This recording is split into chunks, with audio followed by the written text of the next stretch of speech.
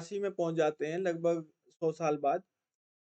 1882 में सबसे पहले फ़िलिस्तीन के अंदर एक बड़ा ज़ायोनिस्ट सेटलमेंट स्थापित हुआ और इसका नाम था रिशोन लेज़ियोन। उसके बाद 1885 में ये जो शब्द है ज़ायोनिज़्म, ये गढ़ा गया। तो इस शब्द का अर्थ होता है वो विचारधारा जो यहूदियों के लिए एक ख़ास राष्ट्र का समर्थन करती है और उसके लिए लॉबी करती है। उसके बाद 1896 में थियोडोर हर्ज़ल ने डर जुडेनस्टाट नाम का एक पर्चा लिखा, जिसमें उन्होंने एक यहूदी राष्ट्र के बनाने की मांग रखी। फिर 1897 में सबसे पहली ज़ायोनिस्ट कांग्रेस हुई स्विट्ज़रलैंड के अंदर और यहीं पर सबसे पहला जो ज़ायोनिस्ट एक संगठन है, वो स्थापित किया गया। 10 साल बाद 1907 में ज़ायोनिस्ट नेता चाइम वाइज़मैन सबसे पहले फ़िलिस्तीन को गए, वहाँ घूम कर आए। फिर 1908 में फ़िलिस्तीनी लेखक नजीब नसर ने, जो एक ईसाई थे, उन्होंने अल कार्मल नाम का अखबार शुरू किया, जिसमें उन्होंने ज़ायोनिस्ट कोलोनाइज़ेशन का विरोध करना ये उसका आरंभ किया। फिर 1915 में ज़ायोनिस्ट एक ब्रिटेन के अंदर एक कैबिनेट मंत्री थे जो ज़ायोनिस्ट थे, हर्बर्ट सैमुअल के नाम से। इन्होंने एक पर्चा लिखा द फ्यूचर ऑफ फिलिस्तीन के नाम से, फिलिस्तीन का भविष्य। ये एक सीक्रेट एक गुप्त ज्ञापन था जिसमें इन्होंने अपने दूसरे कैबिनेट के साथियों से इस बात की गुहार की कि वो ज़ायोनिस्ट सेटलमेंट को फिलिस्तीन के अंदर जो होने वाले है उसको समर्थन दें। फिर 1916 में एक गुप्त समझौता हुआ ब्रिटेन और फ्रांस के बीच में, जिसमें इन्होंने आपस में मिडिल ईस्ट को बाँट लिया और इस गुप्त समझौते का नाम था साइक्स-पिको एग्रीमेंट। फिर 1917 में बैलफोर डिक्लेरेशन हुआ जिसमें कि फिर से एक ब्रिटिश मंत्री ने रोथशाइल्ड नाम के एक बहुत ही बड़े व्यापारी थे, जूइश बिज़नेसमैन थे। उनको एक चिट्ठी लिखी जो बैलफोर घोषणा के नाम से जानी गई बाद में। वहाँ उस चिट्ठी के अंदर सबसे पहली बार बाल्फोर ने ब्रिटिश हुकूमत की तरफ से सबसे पहले इस प्रकार का एक वचन दिया कि ये अरब क्षेत्र में एक जूइश राष्ट्र को कायम करेंगे। 1919 में वाशिंगटन में किंग क्रेन आयोग बनाया गया फिलिस्तीन के भविष्य के ऊपर विचार करने के लिए। फिर 1922 में लीग ऑफ नेशंस ने ब्रिटिश मैंडेट को पारित कर दिया फिलिस्तीन के लिए और वहाँ पर एक यहूदी राष्ट्र को स्थापित करने के लिए, उस उद्देश्य के लिए इन्होंने ब्रिटिश मैंडेट को पारित कर दिया लीग ऑफ नेशंस। ये जो अब संयुक्त राष्ट्र है उसका उसकी पहले की एक बॉडी है। 1929 में अल बुराक में एक विद्रोह हुआ। यहाँ पर सबसे पहली बार फिलिस्तीन के अंदर बड़े पैमाने पर प्रदर्शन हुए, जो यहाँ पर क्योंकि फिलिस्तीनी अरब लोग देख चुके थे कि फिलिस्तीन में बहुत ही अधिक यहूदी आप्रवासन हो रहा है, तो उसके विरोध में अल बुराक में सबसे पहला विद्रोह हुआ, जिसके अंदर बहुत से बड़े पैमाने पर प्रदर्शन भी हुए, धरने भी दिए लोगों ने। फिर 1933 में दोबारा से इसी मुद्दे के ऊपर फिर से बहुत ही बड़े पैमाने पर प्रोटेस्ट हुए फिलिस्तीन में। फिर 1935 में इज़्ज़त-दीन अल-कासम नाम के एक क्रांतिकारी नेता को ब्रिटिश सैन्य बल ने मार डाला। फिर 1936 में यहाँ कुछ नहीं दिया है टाइमलाइन के ऊपर। फिर 1937 में पील आयोग ने सिफारिश की कि फ़िलिस्तीन का विभाजन कर दिया जाए और जो ज़मीन यहूदी राष्ट्र को आवंटित हो, उसमें से फ़िलिस्तीनियों को बाहर उनका तबादला कहीं और किया जाए, ट्रांसफ़र कर दिया जाए फ़िलिस्तीनियों का। फिर 1938 में 6 महीने तक एक हड़ताल चली फ़िलिस्तीन के अंदर, जिसमें इन्होंने दोबारा से जो यहूदी आप्रवासन चल रहा था, उसके विरुद्ध बड़े पैमाने पर इन्होंने उसका विरोध किया और ये 6 महीने तक लगातार हड़ताल चलती रही। फिर 1939 में ब्रिटेन ने जो है 3 साल से जो चली आ रही अरबों की रिवोल्ट थी, अरब विद्रोह था, उसका दमन कर दिया। 1942 में एक सशस्त्र ज़ायोनिस्ट दल इरगुन ने फिलिस्तीनियों के विरुद्ध एक श्रृंखला में काफ़ी सारे अटैक किए, फिलिस्तीनियों के ऊपर सशस्त्र हमले किए। उसके बाद 1942 में ही ज़ायनिस्ट कॉन्फ्रेंस हुई बिल्टमोर होटल न्यूयॉर्क शहर में और इसमें अमेरिका और ज़ायोनिस्ट जो मूवमेंट था, इसके संबंधों को और प्रगाढ़ किया गया। 1946 में जो इरगुन वही जो सशस्त्र ज़ायोनिस्ट संगठन था, उसने जेरूसलम में किंग डेविड होटल पर बमबारी की और इसमें 91 लोग मारे गए। तो यहाँ हमारी 1946 तक की टाइमलाइन समाप्त हो जाती है दोस्तों। उसके बाद हम आगे बढ़ते हैं 1947 से 1949 के दौर में। यही वो दौर है जब द्वितीय विश्व युद्ध समाप्त हो चुका था और जब ये ज़ायोनिस्ट मूवमेंट का जो स्वप्न था एक यहूदी राष्ट्र का, वो साकार होने जा रहा था। तो देखते हैं कि यहाँ पर क्या-क्या हुआ। 1947 में संयुक्त राष्ट्र ने रेज़ोल्यूशन 181 जो है, ये अपनाया, रेज़ोल्यूशन 181 के नाम से, जो कि फ़िलिस्तीन के लिए एक विभाजन की योजना थी। फ़िलिस्तीनियों ने इसको स्वीकार नहीं किया। ये 1947 में हुआ। फिर 1948 में देखिए ये टाइमलाइन भरी हुई है, ये 1948 बहुत ही महत्वपूर्ण साल था। तो जनवरी में क्या हुआ कि एक और सशस्त्र ज़ायोनिस्ट संगठन हगाना ने सेमीरामिस होटल पर जेरूसलम में बम गिराया। उसमें 20 से अधिक लोग मारे गए।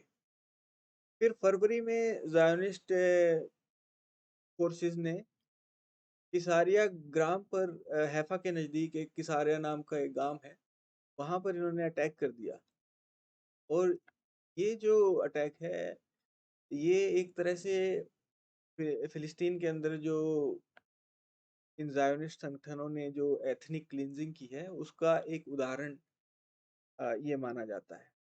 फरवरी 1948 का ये जो किसारिया गाँव के ऊपर जो अटैक हुआ। मार्च में कुछ नहीं है, अप्रैल में टर्न के गैंग और इरगुन की फोर्सेस ने मिलकर के दायर यासीन गांव के अंदर, ये जो कि यरूशलेम के पास ही है, वहां पर फिलिस्तीनियों का मसैकर कर दिया। मतलब इनको काफी फिलिस्तीनियों को इकट्ठे मार डाला। फिर मई में इजरायली राष्ट्र जो है, इसकी स्थापना हो गई। इसकी वजह से क्षेत्र में बहुत ही कॉन्फ्लिक्ट हुई, काफी मतलब लड़ाई चली।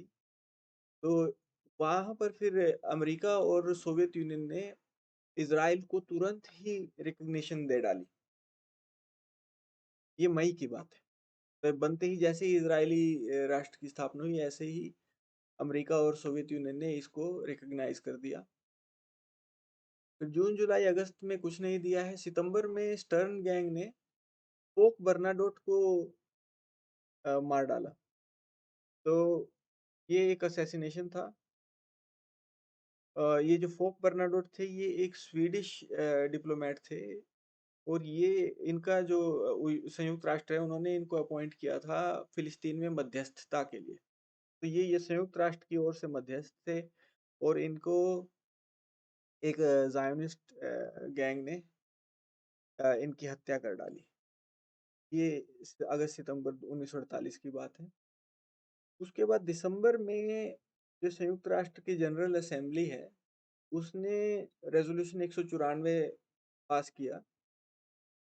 इसमें इन्होंने जो फिलिस्तीनी रेफ्यूजी हैं, फिलिस्तीनी लोग जो अलग-अलग जगह पर अ, संरक्षण ढूँढ रहे थे या आश्रय ढूँढ रहे थे, उनको उनको ये हक है कि वो वापस आएँ। तो इस हक इस हक को इस रेज़ोल्यूशन 194 में इसको माना गया कि हाँ, ये हक इनको है, इन लोगों को है। फिर 1949 में आर्मिस्टिस समझौते एग्रीमेंट हुए और ये इज़राइल ने अपने जो पड़ोसी अरब राष्ट्र हैं उनके साथ में ये सब समझौते किए, लेबनान के साथ, सीरिया के साथ, जॉर्डन और इजिप्ट के साथ, मिस्र के साथ। फिर दिसंबर में संयुक्त राष्ट्र ने यूएनआरडब्ल्यूए की स्थापना की, जो कि फिलिस्तीनी जो रेफ्यूजी शरणार्थी हैं उनके उनकी सहायता के लिए एक एजेंसी है संयुक्त राष्ट्र की ओर से, यूएनआरडब्ल्यूए। ये दिसंबर 1949 में इसकी स्थापना की गई। तो इसके साथ ही 1947 से 1949 का दौर समाप्त होता है, जिसके दौरान इजरायली राष्ट्र की स्थापना हो गई। उसे अमेरिका और सोवियत यूनियन ने तुरंत ही रिकॉग्निशन दे दी और जो ये संयुक्त राष्ट्र है इसकी ओर से भी कोई विरोध नहीं हुआ और इन्होंने भी एक तरह से इजराइल को मान्यता प्रदान कर दी। तो फिर अब 1950 से 1967 का दौर आता है। इसकी सबसे पहले 1950 में जॉर्डन जो है, जॉर्डन को वेस्ट बैंक क्षेत्र का एडमिनिस्ट्रेटिव नियंत्रण मिल गया। फिर 1956 में इजराइल ने कलकिल्या, कुफर कासम और खान यूनिस गांवों के अंदर फिलिस्तीनियों का मसैकर किया, तो काफी लोगों को इकट्ठे मार डाला गया। फिर 1964 में फिलिस्तीनी लिबरेशन संगठन काहिरा में स्थापना हुई। 1966 में इजराइल ने अस सामू गांव में फिलिस्तीनियों का दोबारा से हत्याकांड किया, वहां पर काफी फिलिस्तीनियों मार डाला गया।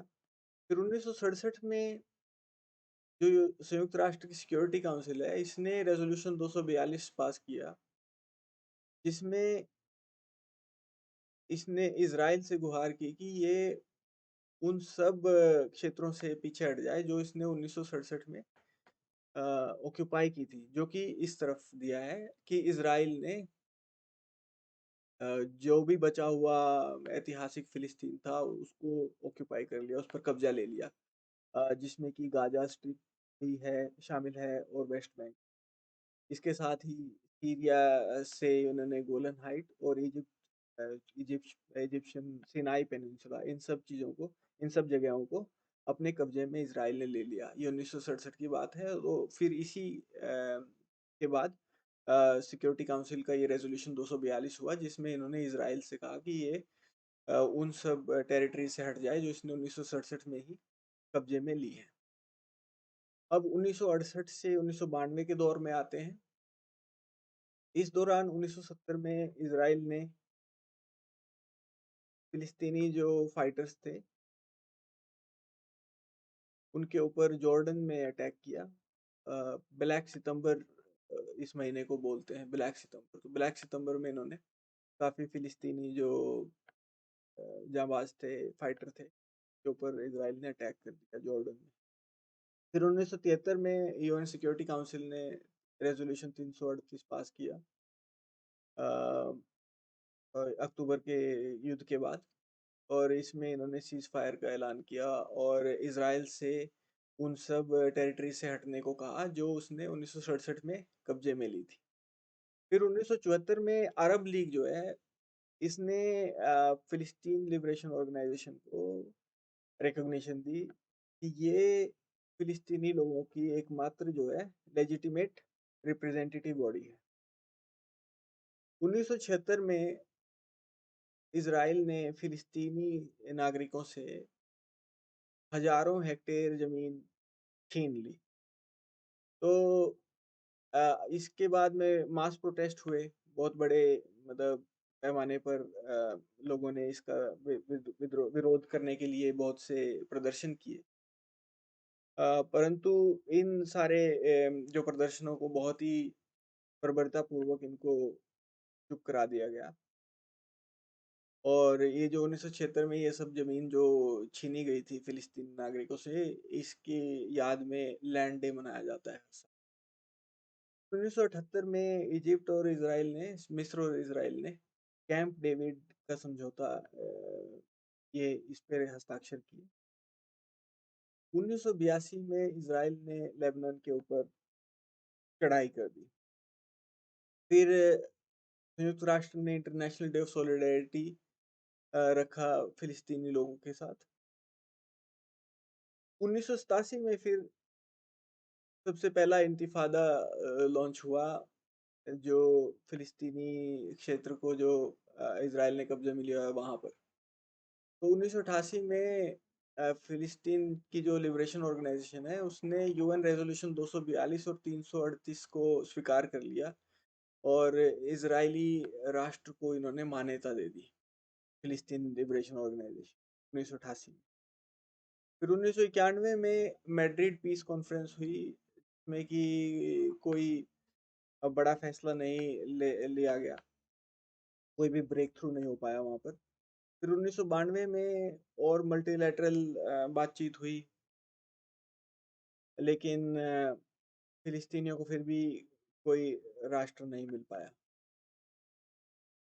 तो इसके साथ ही 1992 तक का दौर खत्म हो जाता है। अब हम 1993 से 2014 के दौर में पहुंच जाते हैं। तो 1993 में पीएलओ और इजराइल के बीच में declaration of principles on interim self government arrangement, इसके ऊपर ओस्लो में हस्ताक्षर किए गए।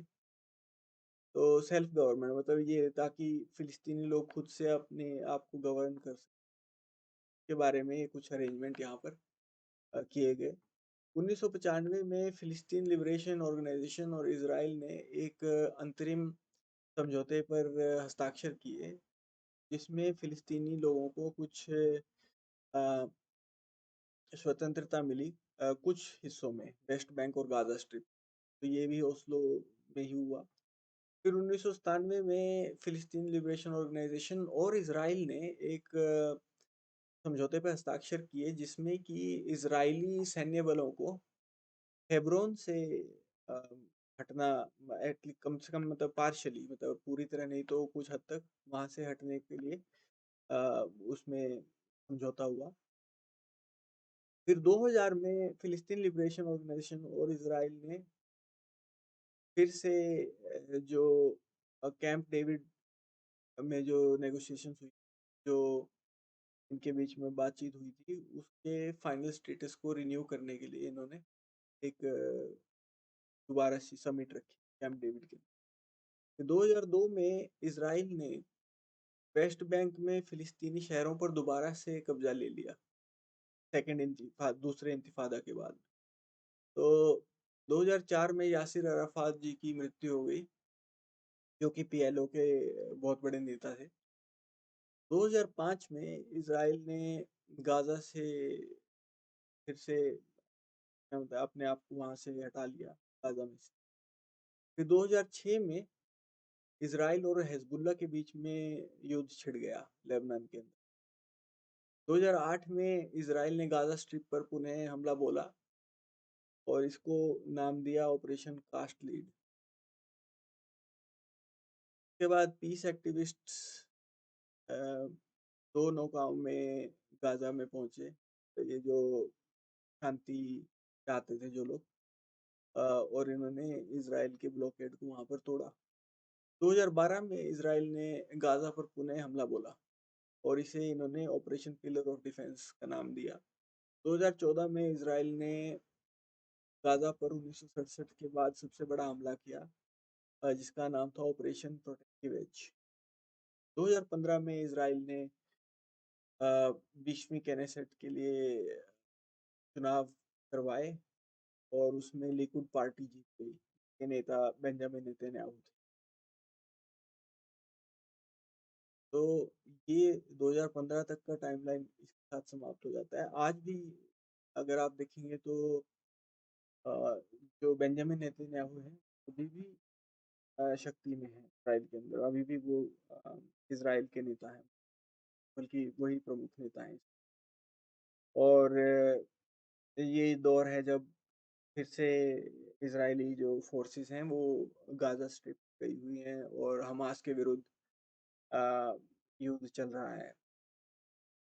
तो ये जो आज का घटनाक्रम है, इसके पीछे हम सब जानते हैं कि हमास ने जो पिछले दिनों एक हमला बोल दिया था इज़राइल के अंदर कुछ सेटलमेंट्स के ऊपर।